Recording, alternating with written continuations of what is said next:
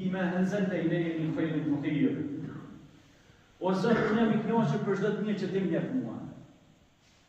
Pastaj u lut edhe Ibrahimi alayhis salam. Rabbi ij'alni muqima as-salati wa min dhurriyyati rabbana wa taqabbal du'a. O Zot jam, fal mesin të njerëz që ecën rrugës drejt, që falin namazin, që janë bëj mirë. Dhe Zoti ja ofron fytyrën e pejgamberit lutje. Po janë lutë edhe prindërit tonë, që na sot marrë tonë, gjyshat tonë, disa vetyne në shtacion mesin tonë. Janë lutë që na sot me konë shëndoshë mirë dhe me ardhë e më kënaqë me zveti këtu në këtë fjestë këtë Bajram. Prandaj, gjitha të lutje që i kanë bërë prindërit tonë, neve sot na, si thonë na, në gjuhën dialektin duhet në azon, lutje.